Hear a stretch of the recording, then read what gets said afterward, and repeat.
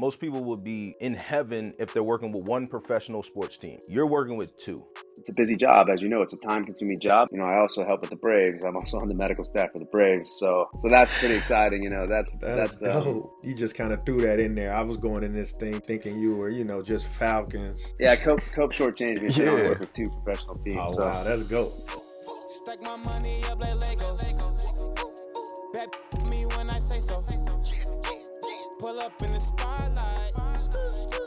Pull up in the drop. Welcome to another episode of Money Music Culture. I'm one of your hosts, Brandon Copeland, aka Professor Cope. And it's your boy Ross Mack of Macconomics. And I'm excited, extremely excited, because throughout your life, throughout your career, you come in contact with some amazing people. And it is also amazing when they decide to take time out of their busy days, their busy schedules, to sit down and talk to us, share knowledge, share insight about their experiences. And that's what Money Music Culture is about. So today we have Dr. Kyle Hammond, team doctor for the Atlanta Falcons, the guy who saved my knee. That thing is nice. That thing is nice and oiled up for you, Doc. But also the team doctor for the Atlanta Hawks. Doc, first and foremost, how you doing today, man? Yeah, I'm good. And thank you guys for having me. This is awesome. Of course, man. Of course. We're excited to have you. Excited to talk shop. Excited to talk about your experiences and your life. But, first and foremost, we're going to dive right in. This is how we do here. We're going to dive right in. When you grew up, was the plan always to be a doctor? Yeah.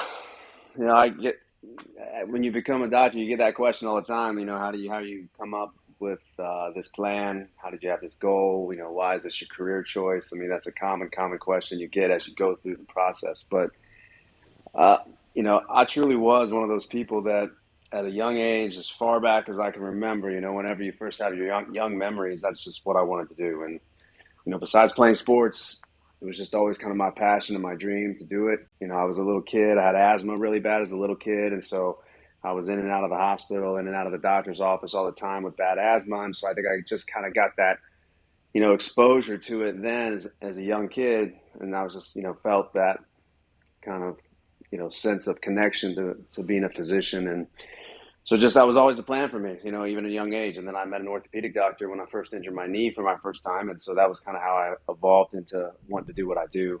Growing up, like you said, you had asthma. I had asthma myself. I still do have asthma and stuff like that.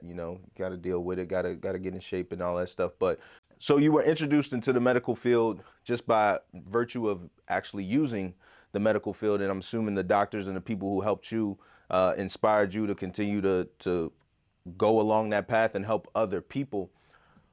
Can you talk about the process to become a doctor? Obviously, there's a lot of school, there's residency, there's all these different things. Can you kind of go through that process for anybody listening at home?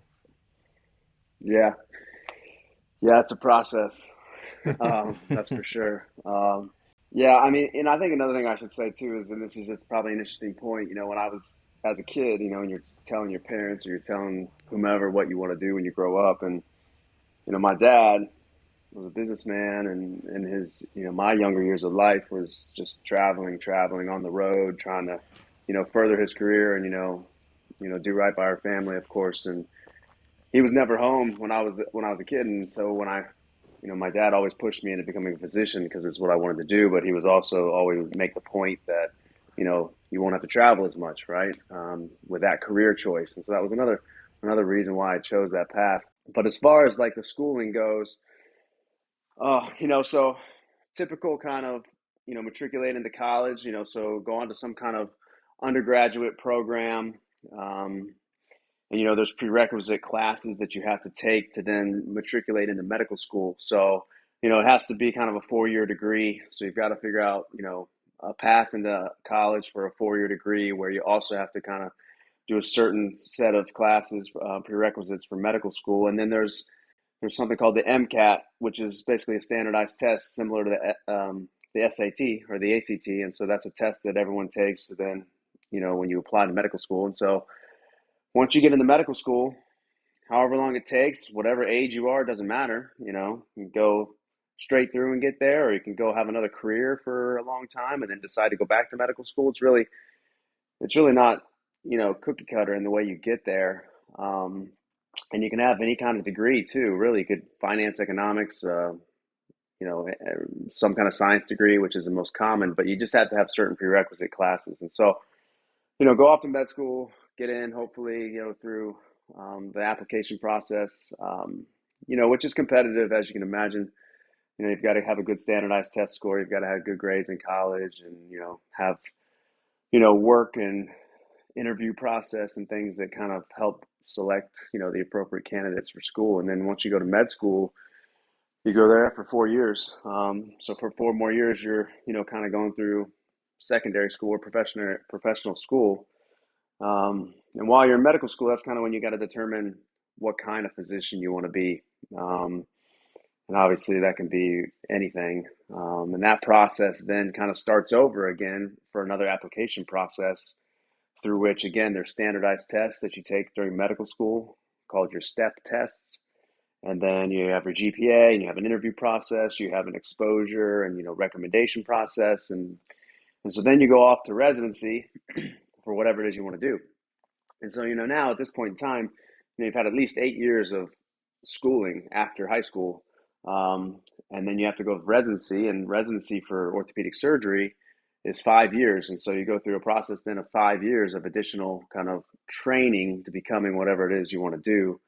And then for me specifically, to be a sports medicine physician with, my specialty, that's an additional year or so after that. And then once you've kind of completed that process, then you're getting your first job, right? So, even if you do that kind of as fast as you can, you're looking at your early 30s, when you're starting that first job in practice. Piggybacking off of that thought right there, right? Because you hear, I've had friends and peers, and Ross and I, we went to University of Pennsylvania together, so we have friends and peers who are actively trying to be doctors, trying to become doctors. Right. And so, obviously you hear about them studying, hey, I'm studying for the MCAT, I'm studying for this test and the standardized test. Those things, they have measurable scores, right? Where you can say, Right. hey, I might be smarter than you because of I had this score and you had this score. I want to say smarter, I'm a better test taker or whatever, right? Right. Is there any advice or anything that you would give to a young person trying to become a doctor that can help them stick out in the other parts of the process? Yeah. Cope, that's a great question, because actually it's been a little bit of a change recently in some of that standardized tests, across all schools, because I think we're starting to understand and appreciate, what you're alluding to, that, some people just aren't good test takers, right? But that doesn't mean everything, right? And that, we could be missing out on some applicant who's just potentially has, the ability to become some amazing physician or surgeon or whatever. So I definitely think that, for getting into medical school or, going on to residency, I definitely think having experiences where you put yourself out there to have exposures or shadowing opportunities where you work alongside somebody who's in that kind of decision-making capacity, and you do a shadowing process or a rotation where you have some kind of exposure to some, residency program that you want to go to. Those types of things exist. Mentoring, mentorships and things like that. So I definitely think that the applicants, and when you're trying to go through that process, having a well-rounded resume and a well-rounded application beyond just your standardized test score, to me, is more valuable. And they're getting away. I think, as of recently, as of like this coming year, they're going to actually start to take away a numerical grade on the standardized tests that you take while you're in medical school. So those STEP tests, so that when you go to residency, you're not getting just weeded out automatically because of one, standardized test score. Like, you two brainiacs got to go to Penn because, you probably had really, but not everybody who wants to go to Penn, right? They're going to get weeded out automatically because of their standardized test score, potentially, or at least historically, that's the way it was. And so I think residencies in medical schools are trying to get away from that too, just to really look at the whole applicant as a whole and everything about them, right? Love that. Love So, that. Doc, it's very inspirational to hear your story. So I just want to commend you, because a lot of people I know who've even tried to go on this path, when you think about like, man, I'm gonna be in my early 30s before I'm making real money. It's like, yo, I need money now. So you probably, I'm sure you've had classmates that was like, yo, I just got to take a different, route because I don't have the patience to be able to go to, school for 8 years and then, 5 years for residency. And obviously in your case, another year. But I want to kind of pivot to your actual career, right? Because when it comes to being a doctor, I think that you have one of the more exciting fields, right? Because you're working with all these star athletes, right?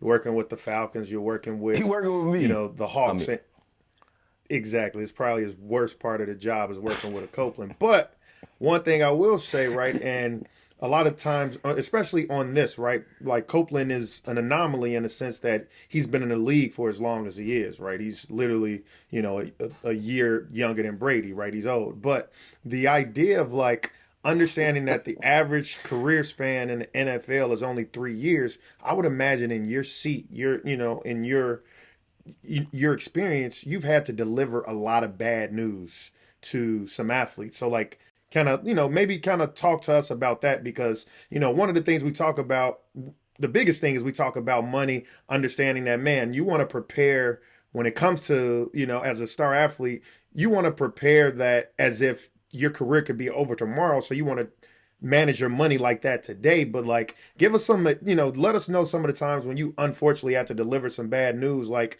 whether it's season ending or career ending.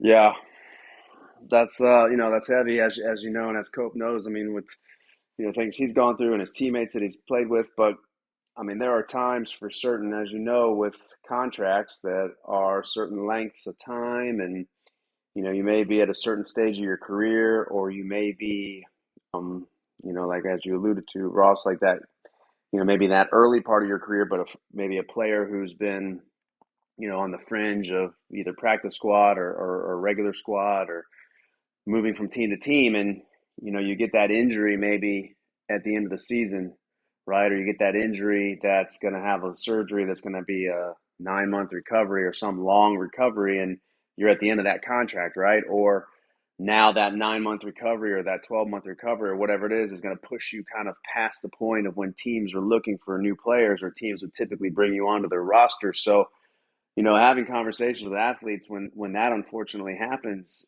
is part of the job and part of what happens. And you know, you try to just try to keep it in perspective for them that they got to that point because of their grit, because of their talent, because of their work ethic, because of their all those qualities. And so you try to kind of reassure them and remind them of that, and that you know, life throws us obstacles all the time, and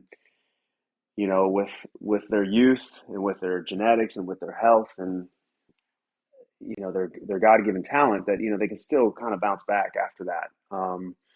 But it certainly is devastating for certain athletes when those things happen at like I said, at the end of a contract, or maybe late in their career when they're trying to get a couple more years, or again, if they're a fringe player and they're earlier in their career and they feel like if they miss out on getting onto a squad at the beginning of the season, it might not happen again for them. So yeah, those conversations are real. Um, and I just try to always kind of remind them of the positives, and to remind them to be optimistic and hopeful, and just continue to grind and continue to work hard. So one of the things that I do with my students at Penn is we try to practice the tough conversations, especially from an interview standpoint, right? Hey, I need to negotiate a higher salary. I need to explain. Ross was a guest speaker at our class this past week, and we had he had to explain why he deserved the job over the student at a different school with a higher GPA, right? Um, we try to encourage our students to practice these conversations so that when they do get it in real life, it's easier. Does that type of conversation with an athlete, does that ever get easier over time for you? I think because I empathize and because I care about them, I don't think it necessarily gets any easier to have that feeling that they're feeling for them, and and want to be there to support them, and understand, and again, like I said, empathize why they're devastated by it. But I do think that like anything, like you just said, having the experience of having done it now multiple times, you do feel more confident, right? You do feel more comfortable in delivering that information and delivering that empathy and delivering that advice and trying that positivity that you try to put forth with them. When it comes to football versus, well, so we'll kind of get back in. So obviously you work with the Atlanta Falcons. You also work with the Atlanta Hawks. And I want to highlight you for a second because I remember I called you and this summer I was talking with you about my knee and what we were trying to, get accomplished with it. And I remember one of the things that you said to me, which was extremely powerful at the time. I've only heard you and Dr. Andrews say something along these lines, but you said, hey, the team doesn't pay me.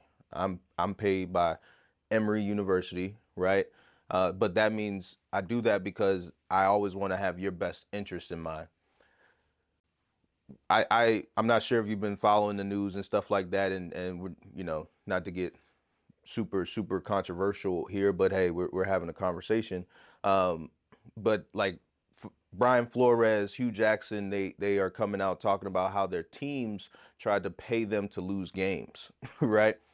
The incentive structure is a little bit off. Can you talk about why you feel like it's so important as a doctor to create that line of separation? Because I think it's different for some of your peers around the NFL. Yeah, yeah, you're right, Cope. I mean, like as I did with you, I mean, every single time I'm meeting an athlete for the first time, you know, rookie, new player, whatever it is, either team, any league or any team I take care of, I always try to make the point, always let them know that I'm their doctor, and that's my job to be their doctor, right? Like I told you, like you said, like I work for Emory. I'm a doctor. That's all I'm good at. I'm a doctor, and I have a specialty and a knowledge and an experience of what I'm good at. But I don't ever work for those teams, and I love the teams and I love the players and the athletes and the organizations. But that's not my job ever to get intertwined with the business side of the team or the ongoings of what goes behind the scenes of the team. My job is to be the doctor, and so I always keep that perspective. I always keep that in my heart and at the forefront of how I handle my athletes and how I handle my responsibility. And I always definitely always am very communicative, as you said, making sure that everybody knows that. And so, you know, I mean, there's always been the discussions of, why don't we just have full-time employed doctors with each, or the team just pays a doctor as a full-time employed doctor so that they're always available, they're always there. And like you said, there's a conflict of interest with that because that could get lost in you know the true meaning of being a physician and the true meaning of caring and taking care of an athlete if you're truly fully employed by a team. And so that's why it doesn't work that way and it shouldn't work that way. So yeah, I'm a big believer, and that's very important to me, and that's why I always try to make that point when I meet, like I met you, or I meet anybody else. Yeah, no, I think that you'll see around the league and just in general, I've had mentors of mine say, hey, remember who is paying the people that you're talking to. You got guys, not even just the doctors, but even player engagement directors and things like that, right? And you get guys that go and they pour their hearts out. But ultimately, when there is that conflict of interest in the owner or someone in the facility, again, I've been on 6 different teams, so this isn't a Atlanta Falcons specific at all. Um, but when there's that conflict of interest and then there's that pressure applied to those people that you've just poured your heart out to, um, they have to feed their families as well, and then they have to make a decision. And so I think that's amazing that you try to make sure you keep that line of separation so you can really truly live your passion and what you got into the profession for. So shout out to you for that. Can you explain how this relationship, because I think it's amazing, right? Most people grow up and they dream of being a doctor. Okay, cool. You check that box. But now you've grown up and you've a lot of people dream to work with athletes. Okay, you know, might work with college athletes, high school athletes. You're working with the premier athletes. Most people would be, you know, in heaven if they're working with one professional sports team. You're working with two. So how did this come about? How did you negotiate this? How did this become reality for you? And then for anyone else out there that's looking to do it, would you advise them to do something like this, or would you say, hey, this is a lot, you know? All right, Cope. The real questions. Um, yeah, I mean, so I guess first touch on just how this came about, how it evolved for me, and how I got into professional sports. I mean, certainly wanted to take care of athletes, wanted to be in sports medicine my whole life, and could never be as good of an athlete as you. So the way I was going to be able to get into sports was to through being a physician and doing this. So this was always my goal, my dream, and it's a reality now, and I'm blessed, and I thank God every day about it. But it doesn't happen just because you wish it to happen. It is a lot of like life. It's timing and good fortune. For me, I went into my job, after I was done with all my training. I went into my job knowing that I wanted to take care of athletes, at least at the college level.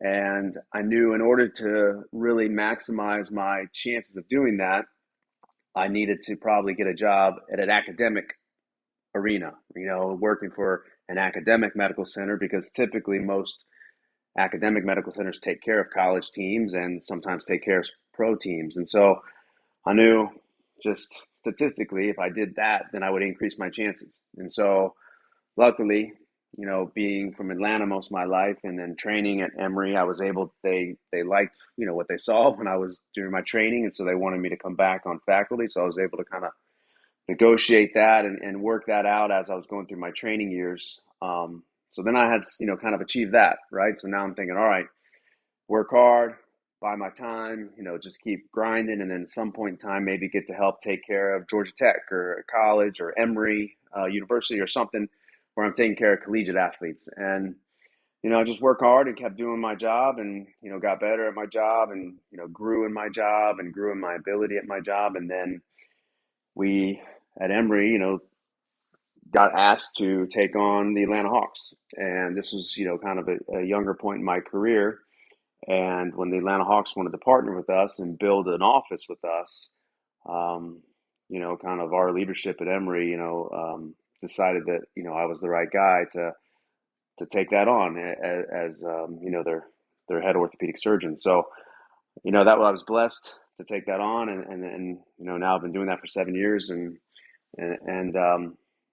that's how that kind of came about with the Hawks. And then around that same time, I had an older partner of mine who had been, the head team doc for the Falcons, and he, it's a busy job, as it's a time-consuming job, and he needed some help. And so as a mentor of mine, as a senior partner of mine, he brought me on to help with the Falcons. And so same thing, just good timing, and just hard work, and just kind of kept grinding at that, and then got better at that, and then time went on, and kind of proved myself, improved my value, improved my ability and my worth, and was given the opportunity to take over as the head guy.